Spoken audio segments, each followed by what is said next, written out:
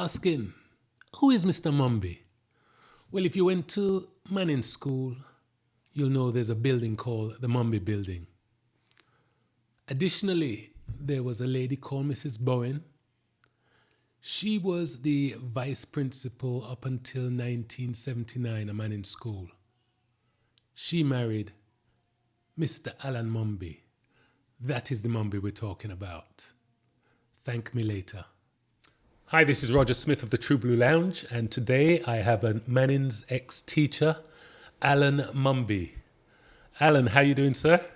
I'm fine, thanks. How are you? Good. So, what years were you at Mannings, Alan? From 74 to 78. Okay, cool. So I was there 77 to 79. No, I left in 80, yeah. So we had some sort of overlap. Yes. So Alan,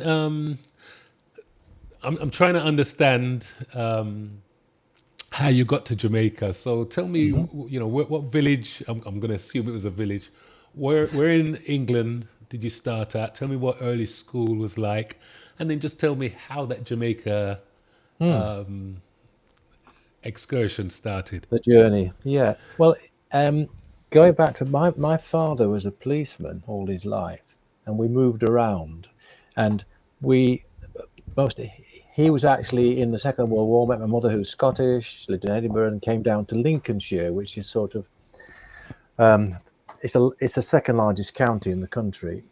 So I went to a junior school, two junior schools. I went onto a grammar school and another grammar school, and then ended up going to do my degree in Manchester. In Manchester, as it happened, I met up with quite a few Jamaicans. Got involved in some projects, some community projects. So I had some Jamaican friends. So I knew a bit about Jamaica. In 72, after I graduated, I moved to Birmingham, where I taught for 2 years in Birmingham. And I enjoyed that teaching. But then I thought, could be that I'll be here in 10 years' time, and perhaps I need to do other things.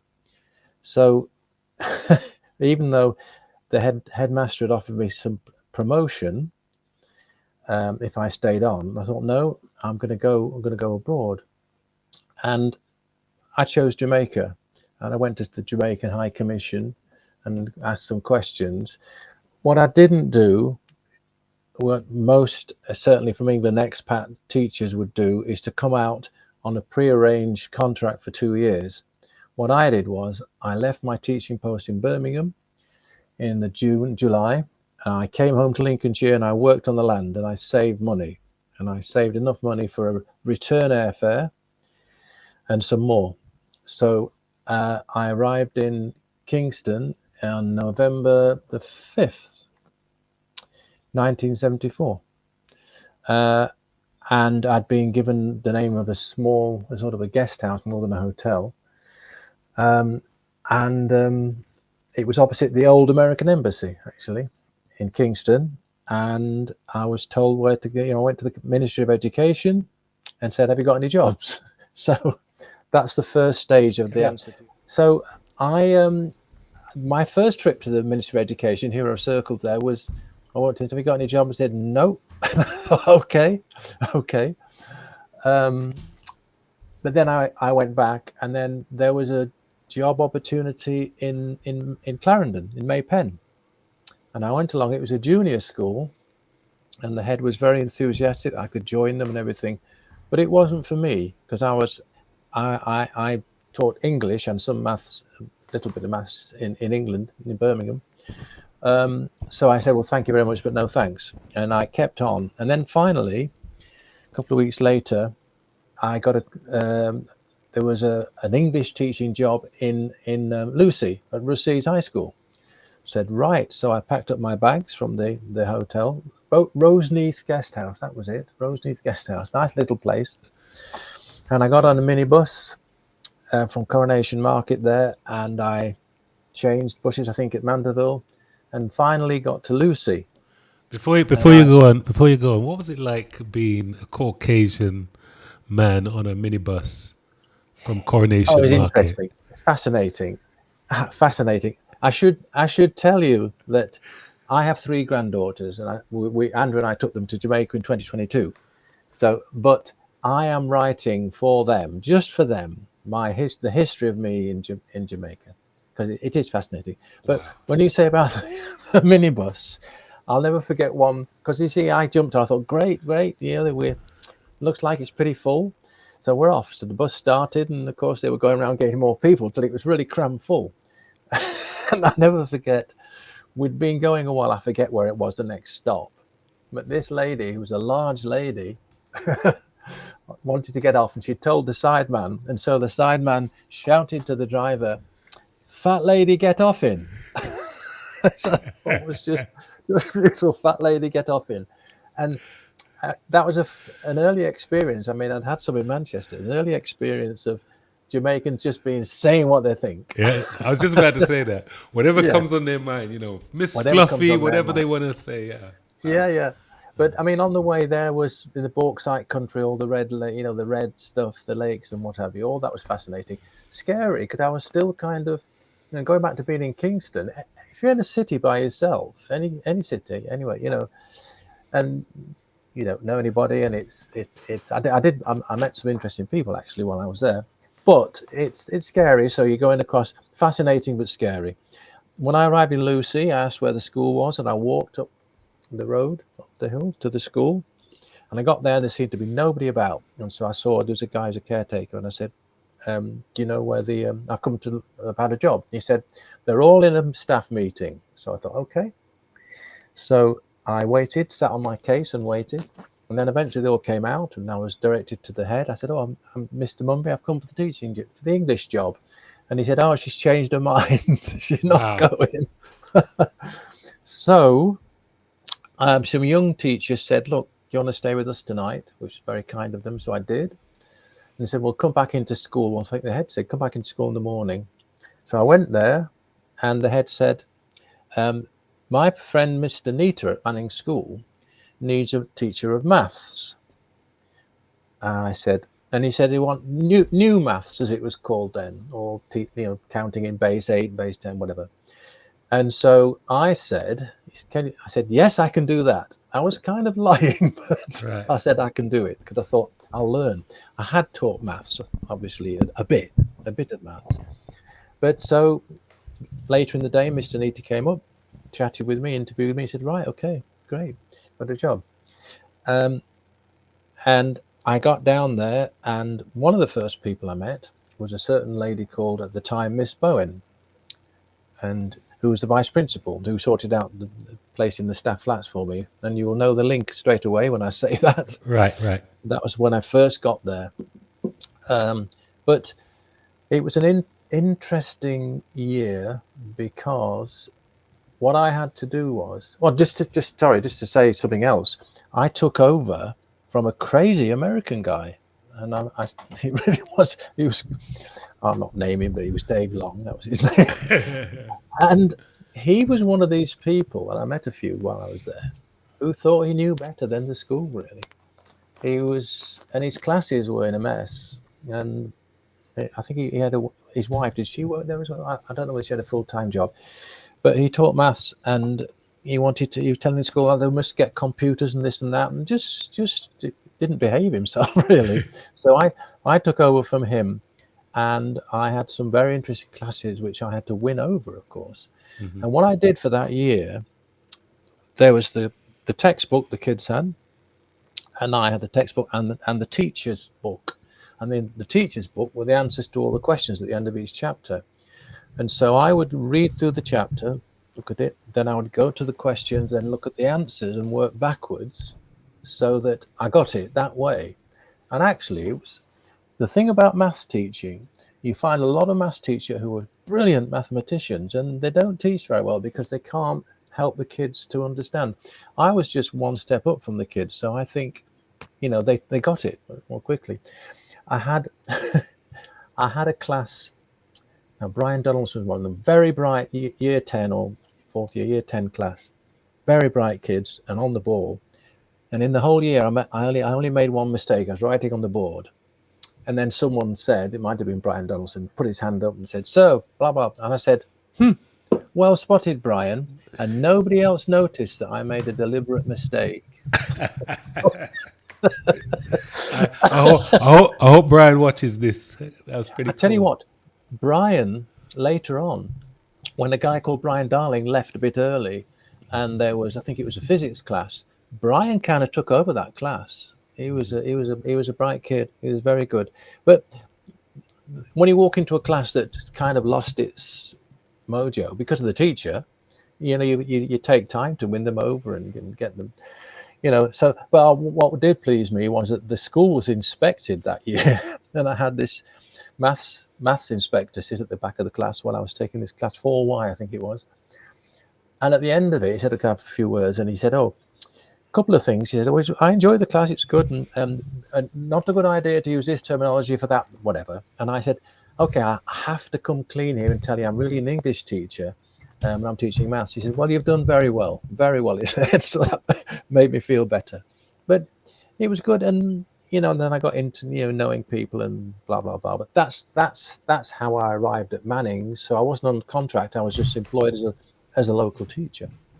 That's pretty That's cool. how it was. That's pretty nice.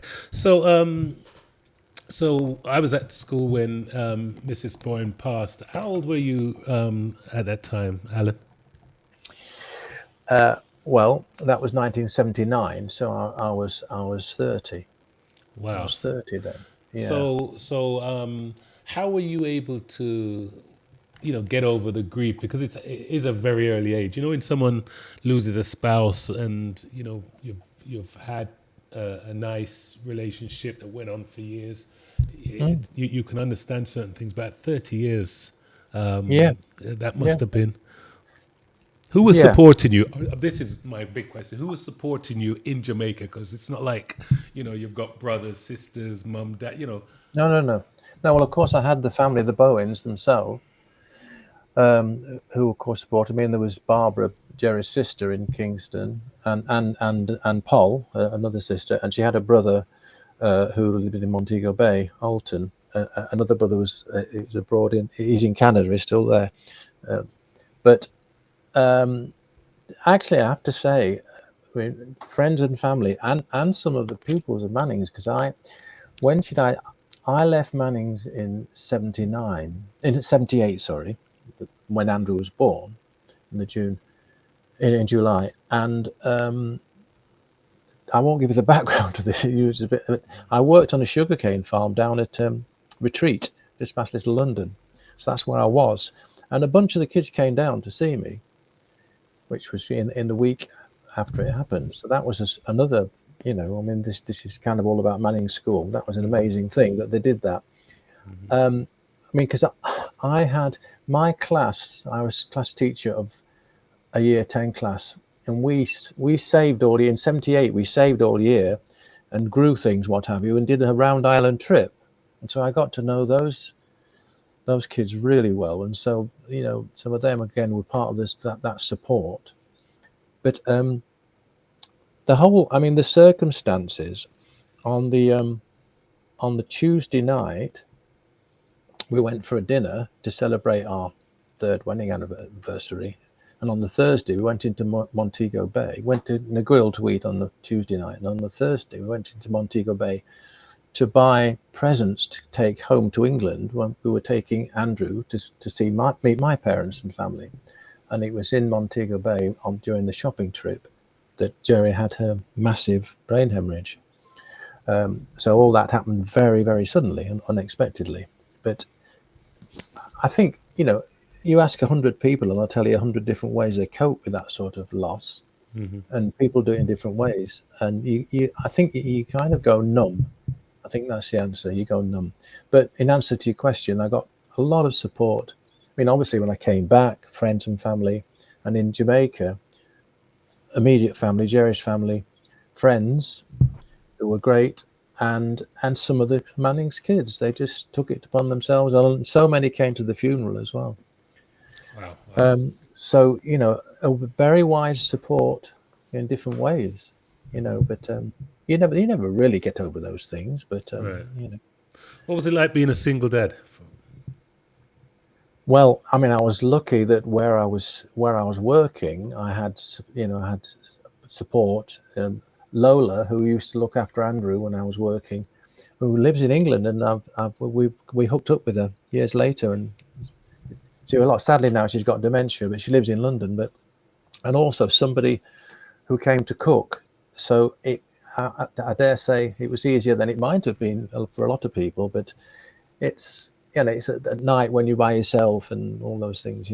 That's when it hits you. And Andrew, I remember poor Andrew. I had to take him into hospital, into Sav one night, and he'd had stomach troubles, and then I took him to the hospital, and then he roared and woke up all the babies and things. But afterwards, there was a teacher called Gay. Well, she was Miss Samuels then.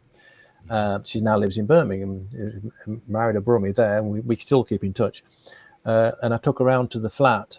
I took Andrew around to the flat where she was one of the new flats there. And she said, right, you sleep, I'll look after Andrew. And she was great. So that's more, support, that sort of thing. That's good. Which is good. And she, to this day, I mean, blimey, a couple of years ago, there was Andrew with his 3 children at Gay's house in Birmingham. Right. So these things carry on, the continuity.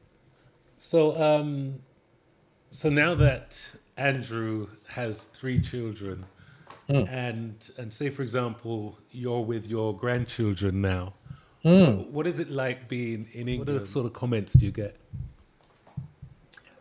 I should have had it by me. I never thought. I have this bag, which is, in fact, another guy used to teach at Mannings, and now he lives in Mandeville, Phil Hawthorne.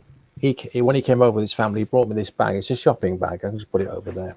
And it's Jamaica. It says Jamaica. It's clear that it's a Jamaican bag. And when I'm out in Walworth, where Andrew lives in London, you wouldn't believe the number of times that people stop me. Oh, you've been to Jamaica? And then I say, well, more than that, I used to live there. And I'm known by lots of people who I've never seen before, just strangers who happen to be Jamaican. Right. I get that. In fact, Andrew did, because he's a priest, and one Sunday I went to get some food for lunch and met him at the church, and we walked home, and I had my bag on, and he said, I'm going to do a video, Dad. And so he says, walking along, hi, it's Sunday morning, we just been to Mass, and Dad's got some stuff for lunch and everything, and I see you've got your Jamaican bag, Dad. I said, oh yeah. He says, I understand you, that's created a lot of conversation. I said, well, yeah, I used to live in Jamaica, great country, great people, great food, blah, blah, blah. Lots of conversations. So I did this, and I never thought about it. Went on TikTok and had about 350,000 views and comments, and including a proposal of marriage. Wow. I said to my wife, well, let's not be too hasty. She might be very wealthy. That went down like a lead balloon, didn't it? Oh, she knew what I meant. Yeah. But I mean, go back to the girls are very aware of their Jamaican heritage. Very aware of it, which is great. Which is what I'd want. And I'm proud to say, I mean, more than one. I mean, Andrea Bernard, who works with American Airlines, I've seen it. She's been over to London a few times, and she said to me at one point, "You are an honorary Jamaican, Alan. You're okay. You are an honorary Jamaican." So at least he knows. Yep. Yeah. Cool. So what teachers do you still keep in contact with? Well, there's Phil McKee, and again, his wife sadly died about 3 years ago. She used to be a librarian at Savile Library. Say Gay Samuels, David DeBrickian, Jeanette. Was David DeBrickian still there when you were there? No, I don't know that name at all. Maths teacher, white man, Jamaican. He used to play. We had a band at Mannings, Chalk and Duster. That was David, myself on drums, and Stalin. We used to. I know Stalin. Play at lunchtime and everything. Right. So David Rickian, Jeanette Campbell. Who else? Well, Karen and John Cole, who live in Canada now, they'd have gone by the time you got there. What about Mr. Green? I sort of through. I'm not in touch. Sort of Facebook messages and things now and again, just to Right. see how he is, but not. It's difficult when people, Far away. North America is much harder for me. I saw Jeanette Campbell and Charmaine Lebonius, who I don't think you would know, Spanish teacher. No. She's Jamaican, but she lived in America at the time. I saw them in 2022 and before. Because I've had several trips back to JA, several trips. That's nice. I found it interesting listening to Capel talking about football, the Mannings, the DaCosta Cup, because I took the team for a year in 76 to 77. And I found it very interesting. I had when I found out what schoolboy football was like in Jamaica. In It's bigger than the England, Premiership. yeah. I mean, in England, rainy afternoon, you get perhaps 3 or 4 parents cheering on. I could not believe it. Yeah. And there was the big thing of, Montego, Cornwall College. They were the big team everybody feared. And even the fact that they had a bus, they'd arrive in a bus, and that's what prompted me to have a big fundraising gala in 77, trying to get money for a bus, which we didn't quite make it, but there's the building, the Mumby building there. That's it is. But do you remember any of the players that you coached? It was Donna Letman, Douglas. Oh dear, some of those names have gone. I can see them and I can't remember them. You know what I mean? I can see them playing. But it was interesting. I realised one thing, that on reflection, what I should have pushed, because tell me if I'm wrong, but I'm sure you won't. In Jamaica, I mean, beating a player, dribbling past a player is almost better than scoring a goal. If you do it 2 or 3 times and pop them, and then the crowd shouting "Salah, Salah," all that stuff. Yeah. No, in Jamaica, that's it. Yeah, and I think putting the ball through someone's legs gives the crowd so much joy. Yes. Than scoring goals, and that's a pity. But it is what it is, Yeah, because you don't win matches just by that. Otherwise, you just give Lionel Messi the ball or whatever, and he'd go and score every time. But right. One thing I regretted not saying to those guys, one principle was, if we put a timer on your boot, and it only switches on when you've got the ball, you would find that the amount of time in any 90-minute game that you have the ball is very small compared to the rest of the time. So really, in many ways, the most important part of your game is when you haven't got the ball. Yes. And you're thinking about the other players, your teammates. Can I help him? You see professionals that pass the ball and they're running to a position where they can get it back. All those things. What team did you support in England? Sorry? What team did you support? I used to support Man United because I was a student in Manchester. Okay. And my big hero was Dennis Law. We're going back a long way now. And George Best. I watched George Best play. Amazing players. Players. George Best was superstar. Yeah, now my brothers are big Liverpool supporters. They've been there for years, so. Well, our local team, Grimsby, you wouldn't have even have heard of them. No, I know Grimsby as well. You do? No, obviously I lived in England for most of my life, so right. I was only in Jamaica for 5 years, so. Oh, right, I'd forgotten that. Yeah. Cool. Your mother-in-law's take on you? Well, she had many takes on me. We got on very well, Miss Ida and I, and she said something one day, and it kind of. It made me think a lot, because I've already explained to you how I got to Jamaica, and having been teaching in Birmingham, and I thought, I'm going to leave and I'm going to explore different things. I could have gone to any country. I mean, I went to Jamaica mainly because I'd met Jamaicans in Manchester, but I arrived there and I could have gone to another school apart from Mannings, all sorts of things, sliding doors as they call it. But I arrived at Mannings and the rest is history. And Miss Ina said to me one day, "Is God sent you?" I said, "Oh, right." She says, "Yeah." She says, "God sent you to us." And I mentioned before that I'm putting together a book for my granddaughters to explain why their father's Jamaican, what happened, the history, why I went to Jamaica, etc. And I'm calling it "Is God Sent You?" And I think Roger, are we right really to say is God send without the D? Is God send you? Yeah? Would that be right? Yeah, God send you.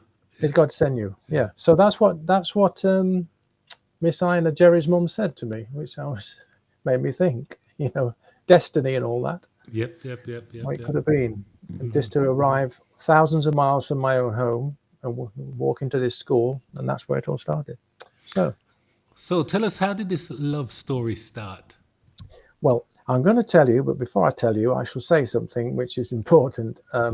Jerry was always a private person, a very private person, and that comes as no surprise to anybody who's there at the time, staff or students.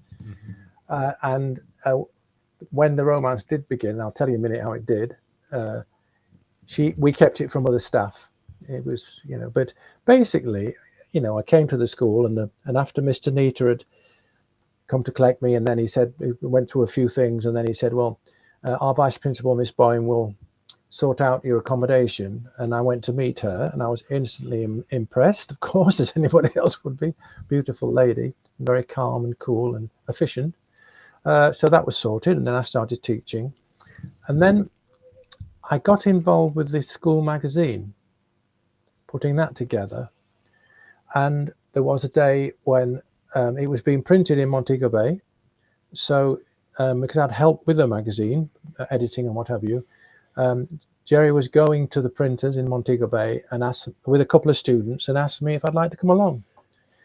So I did. So we went, and during that journey to Montego Bay and back, we talked and got to know each other a lot more. And then not many weeks later, there was a couple, the Coles, who had a flat which we later took on up at Ferris, and they were having a meal, and they invited me out, and I said, could I bring a friend? And they said, yeah, that's fine.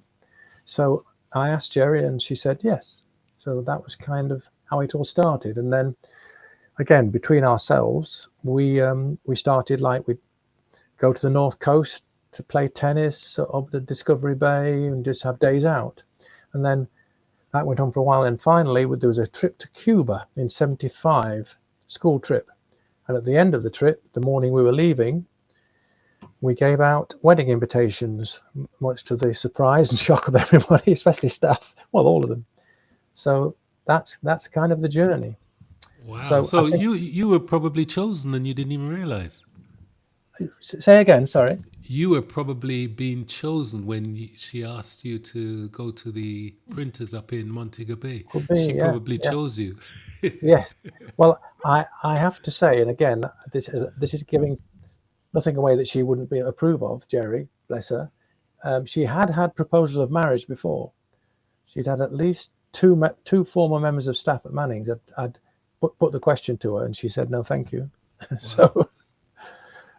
So You I were the felt lucky very. guy. You were the lucky I guy. was a lucky guy. I was a lucky guy. In fact, it's funny. One of the other teachers at Mannings, in the staff flats, we would sometime on a Saturday go and have a beer or what have you, and would say, boy, Miss Bowen, she's something else, eh? Imagine, she's out of our league, surely. So, And you had to sit down and hear that, knowing better. well, at the time, no, this is before the romance started. Oh, no. Okay. So I really did think, oh, no, she's out of my league. But anyway, I was proven wrong, thank goodness. That's nice. Thank That's goodness. nice. The thing I wanted to tell you is I talked before about me coaching the DaCosta Cup team, Yes. the team 76, 77. Okay. And something that really struck me when we played, when Montego Bay, Cornwall College Yep. came to play, they arrived in their bus, in their coach, the Cornwall College coach. And that psychologically, I watched those guys on my team. They saw them come in and they'd kind of already lost the game because it was just a big thing. Boy, here's the Cornwall College team. They, that's cool. And I thought, right. And so in 77, I think it was about September time, I organized a huge fundraising campaign, and we had a whole day of a football tournament. And at night we had music and food and things. And I put it out on RJR, and I forget the connection that allowed me to do this, but I had the JDF there as security. Wow. Yeah, it was a great event. It was a lot of work preparing it, but at the end of it, we had raised. And before I tell you, I'll never forget. I went around and collected money that was being taken at the food and this and that and the drink. And then I went to put it in the school safe, and I had two soldiers escorting me, two armed soldiers. Wow. Yeah, and there was also I went to the gate. It was everything. The gate was closed and everything, and we had soldiers at the gate. And Jamaicans are brilliant at getting into something and not supposed to be Yep. allowed in. And this guy jumped over the fence onto the grass, and there was a soldier stood by a tree who he didn't see. And he just clicked his rifle, and the guy went, "No me sir, no me sir," and jumped back over. Oh boy. Fantastic. But anyway, the money we raised was $7,000. Back then, $7,000 was a lot more than it is Yes, now. yes, yes. Obviously, 7,000. I mean, I think the American dollar, English pound was $4 Jamaican for an English pound, I think. But there wasn't enough to buy the coach that would have been the best coach to have. But fast forward to 1981, when Andrew and I came back to Jamaica for a holiday in the summer. That was when they put that money into and added some more to make the Mumby building. And I have a photograph. Andrew was only 3, and there was a little curtain over the plaque, Uh-huh. and he, I helped him to pull the curtain. So that money eventually was put into something that's sort of, I mean, I'd rather it was called the Bowen Mumby building, but that's Right, right, right. No, no, but no. That's pretty cool. $7,000 was the foundation, if you like, for that building, Nice. which made me very proud, I must say. And it's still standing now. Yes, Yep, yes, yep, it is yep. indeed. You mentioned something about the team looking defeated when Montego Bay, when Cornwall came down. I think there was always this. I think it was a big city, Montego Bay. They were coming down. They'd come down in their bus loads, and they were rambunctious and loud. And I Yeah, think it just made all these guys tinkle on themselves, because they just didn't. They were yeah, little country boys in comparison, absolutely. and And played that those role. guys had oozed confidence, and that's what happens in all sorts of sports. It's a lot about your confidence and not Yeah. getting freaked out by making a mistake or whatever. And they brought Yeah, all those bully boys down with them. They yeah, brought all their henchmen. So, you yeah. know, yep, yep, yep. I remember that well. I remember that well. Wondering why I'm calling you Alan and not Mr. Mumby. It was your request that you be called It was Alan. my request. There you Yes, go. There you go. I would cut the call if you call me. All I right, have the Alan. same. Yeah, I have the same problem here. In fact, in answer to your question, I came back and I went into teaching, and I taught at a school.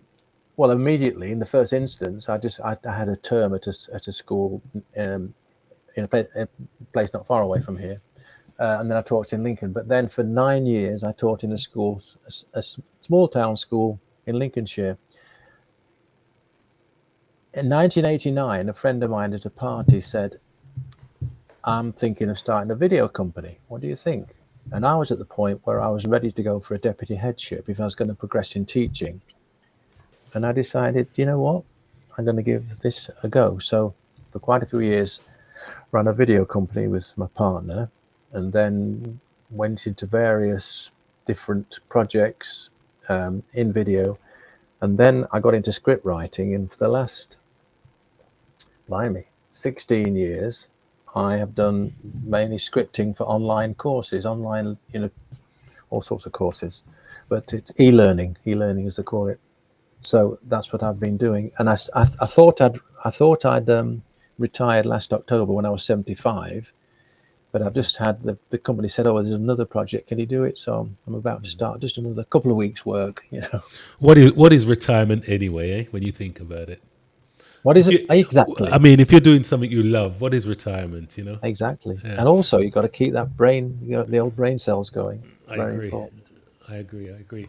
So, with AI coming in now, how are you staying on top of the script writing? Because now it's not as though AI is replacing a lot of those skills, but there are prompts that, the likes of people that are writing these scripts need to now start asking these AI agents and stuff. Are you keeping up with that, or you know? Do you know what? When I left last October, I mean, it was all getting going, but I had a meeting with the MD of this company about 2 weeks ago, and she was showing me how they're using it. And I can see its advantages, but I don't think it can do the creative stuff in it because, and my grandchildren use it. But they use it in a way that they can make it their own. You know, they get the easy part done of an essay or whatever. But I don't think, I won't. I see what it does, and I think some of it's amazing. Some of it's scary as well. Yep. I mean, you can read stuff that's just made up, and who knows, completely false, and it looks really genuine. But I can see it's very clever, but I don't think it can get to those really. When I produce an e-learning course, you've got a load of words, and you've got to make the learner engage with it and enjoy the course, and there's different ways of doing that. And I don't think a system like that can do that. I mean, although it does very clever things, crikey. So it's not big. I'm not getting into it in a big way. Right. So, on a lighter note, do you have any hobbies, and do you get time to spend messing around with them? Yeah, I mean, I cycle, I walk.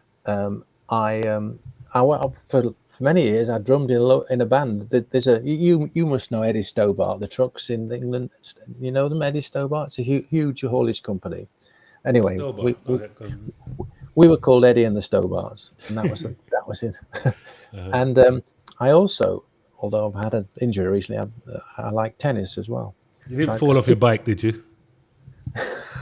I have fallen off my bike. I crashed with my brother. Oh wow! And had quite a few scratches and bumps and bleeding here and there. Action man. Yep. So you do get time to do some other stuff. What about have you any vices? Are you a drinker or a smoker? I'm a light drinker. I never smoked. I'm well aware. If ever I've had cannabis, it's been in cakes. Space cakes. No cigars or anything like that. No. Okay. I sound very. What's the word? Straight. Straight. Yeah. Sounds like not boring. Not boring. And music. Don't forget me. I'm very interested in music. There's all sorts of stuff I love. And I mean, obviously, I'm a big Marley fan. Watched the film. I thought it was good. Thought it was well done. But music, music is an important part of my life, definitely. I couldn't live without music. And that's a broad range from classical right through to rock and stuff. And there's a lot of my son, who's a musician as well, apart from being a priest, he's a very good saxophonist and musician, and all his daughters are musical. A lot of African music he's got into in the last few years, some really clever stuff. So, wow. Hey, Alan. So, when we die, what do you think happens to us? I think that's the end. I think I think this stuff comes. I think your life goes before you. I've had people tell me who nearly died that they just see like on the best ever screen, see fantastic things. But that's because although I have no faith, I'm a spiritual person, and my son's a vicar, he's a priest, and he never tries to convert me. And Jerry was very religious, but That's a Jamaican thing, though, isn't it? Yeah. But I do. There are times when I see things, or I hear some Beethoven or something. I think, oh, crikey, that's God-given stuff. That is, it really is. So you know what I mean. I'm not just sort of, and I can never be an atheist, agnostic. Yeah. Think, could be or couldn't be. Never. I mean, I don't see that. But I think everything goes after the video show. Yeah. Once the simulation's over, it's over. Yeah. I think so. And I don't know about afterlife. If you come back, I don't know what to come back as. Gosh, can you imagine going through this again? It must be No, terrible. I couldn't no, imagine it. I just hope, I hope this is it. I really do. Oh yeah, wow.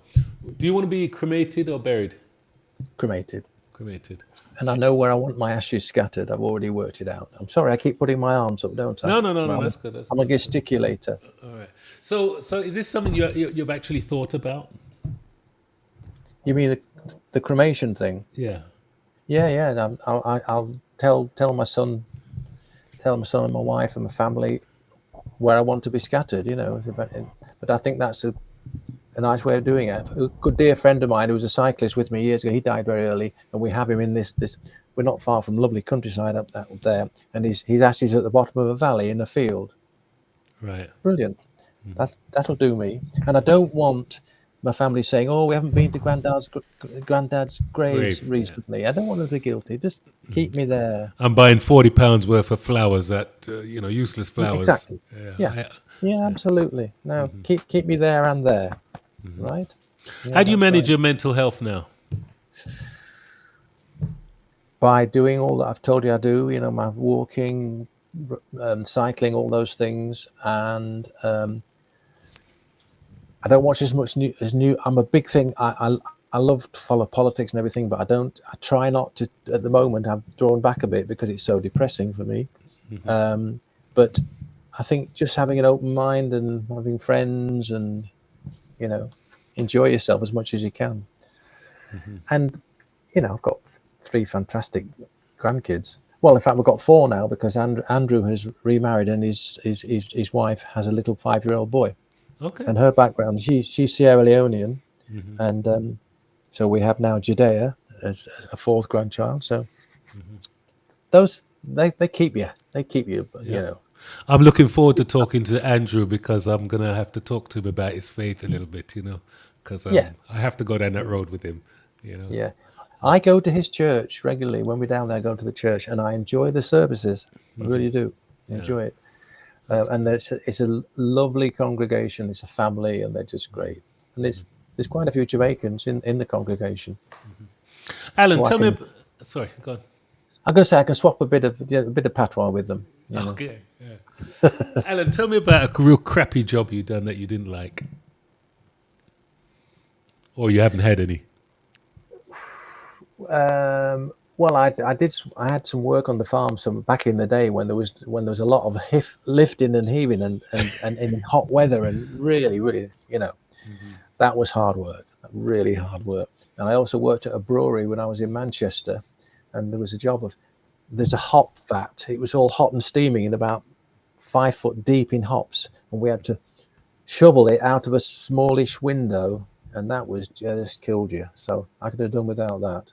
But I'm fortunate to say most of my working life I've really enjoyed it, even with some of those stroppy Jamaicans. Yep. No, I No. can tell you that wherever you go, there's always stroppy kids. Yeah. No. Definitely. It's always surprising to me when I see people outside their natural habitat, so to speak. I always wonder how they're treated because everybody, as a black person, when you go to the USA or you're in England, Yeah, you have a feeling, but no one think when you turn up in Jamaica. So when you yeah, say you're on a coronation bus, there's probably yeah. no AC on that bus. It's packed. People are packed side beside you. You've probably never had someone sit so close to you on a public bus in your Yeah, yeah, life. That yeah, must have yeah. been that make anyone freak out. Yeah, and you have to be adaptable, and that's part of the journey. You're just meeting new people. I remember in this class, this 4th year class I taught for maths at Mannings, and in one of the early lessons, this young man said to me, "Mr. Mumby, do you like black people?" And I said, "Which black people?" He said, "No, do you like black people?" I said, "No, no, you have to tell me who you're asking me whether I like them or not, and then I'll tell you." And he eventually got what I was saying, which is to say, you can't just say a black or white person. Tell me the person, and Right. then I'll say whether I like them or not. And surprise, surprise, there are nice people and nasty people in all over the world, and there were varying colours of skin, but Yeah. just to get the idea, it's not what people look like, it's who they are. Yeah. So he got that, and I was kind of pleased he asked me it, really, because it just made a point for me, because I wasn't going to say what I've just said to you, but that's how I answered his question, and I think he got it over. And my last question for you is: when you think of the future, are you hopeful? In a wider sense, I have to say I am worried about the world that my grandchildren will inherit, whether they'll ever own their own house, what freedom there'll be, etc. I'm worried.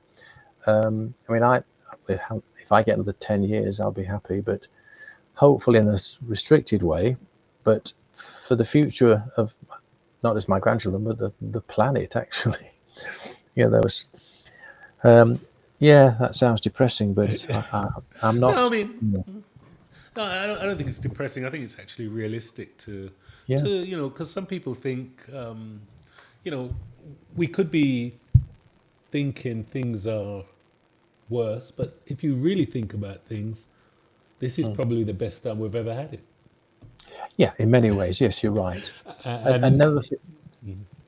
So I'm going to say, never forget that I have to hold on to this. There are more nice, thoughtful, kind people than there are people who just want to use others, exploit other people, and be horrible.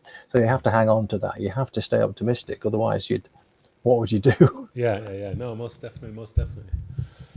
Alan, this has really been good for me. I'm really glad that you took the time to spend to tell me about your journey. Um, is there anything? Is there anything we need to know about you that no one knows, apart from the fact that you're an honorary Jamaican? No, I don't think so. I mean, I was going to say thank you for asking me. I'm always pleased to talk about that part of my life, and what it did for me, and what's happened since. I must say, I'm sorry, I'm just going to drop this in as well. When I started teaching in England, and I saw kids start on a piece of paper and write one word and then scribble up the paper and treat books badly, and I would say, now listen here, I have taught kids in Jamaica who had to pay for their books, pay for their exams, and they looked after their books and all that. So I'd preach at them because that was the case, you know. But yeah, I'm staying optimistic anyway. I'm That's staying good. That's good. optimistic. Well, once again, thank you very much. Not Mr. Mumby, Alan. All right, thank you very Alan, much. that's the one. All right, enough That's the one. respect. Well, Take care of yourself. Thank you, Mr. Smith. Hey, I'll take it anytime. All right, Yeah, take care. respect. That, Thank you. take care now. Bye bye.